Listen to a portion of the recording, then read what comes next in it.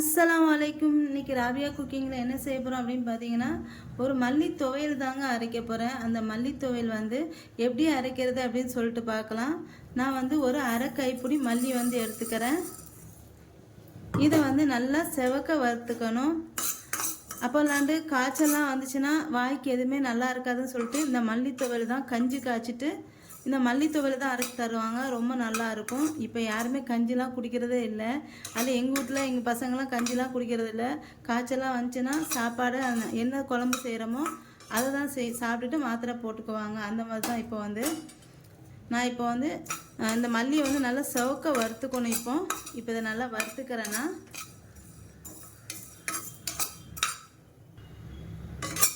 இந்த மல்லி பித்தத்துக்கு ரொம்ப நல்லது.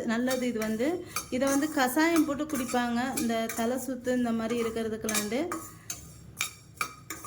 அதுமாதிரி இந்த வாய் கசப்பு இதுக்கலாண்டு இதை துவையில் அரைச்சி இல்லை கஷாயம் வச்சு சாப்பிட்டா அந்த வாய் கசப்பு இந்த பித்தெல்லாம் இருக்கவே செய்யாது. அந்த அளவுக்கு நல்லது இந்த மல்லி. இப்போ இதை வறுத்துட்டே இருக்கும்போது இதில் நான் ஒரு காஞ்ச மிளகாய், ஒரு 3 காஞ்ச மிளகாய் உரப்புக்கு தகுந்த மாதிரி நான் சேர்த்துக்கிறேன்.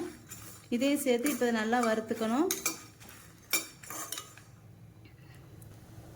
பாருங்க, இந்த மல்லி நல்லா செவக்க வறுத்தாச்சு. இப்போ இதை எடுத்து ஆற வச்சிடுறேன். இது இப்போ எல்லாத்தையும் எப்படி வறுக்குதுன்னு சொல்லிட்டு பார்க்கலாம், அரைக்கிறது சொல்லிட்டு பார்க்கலாம். இப்போ ஒரு ஜார் எடுத்துருக்கிறேன். இதில் இந்த மல்லியை சேர்த்துக்கிறேன். சேர்த்துட்டு இது ஆறுனதுக்கப்புறம் இதை ஃபஸ்ட்டு மல்லியை நல்லா நைஸாக நல்லா பொடி பண்ணிக்கணும். ஏன்னா மல்லி சீக்கிரம் சட்டுன்னு அரைப்படாது. அதுக்காண்டி இதை ஃபஸ்ட்டு பொடி பண்ணிக்கலாம். இப்போ இந்த மல்லி நல்லா பொடி பண்ணியாச்சு. இப்போ இதில் 2 காஞ்ச மிளகாய், 2 பல்லு பூண்டு, கொஞ்சமாக புளி,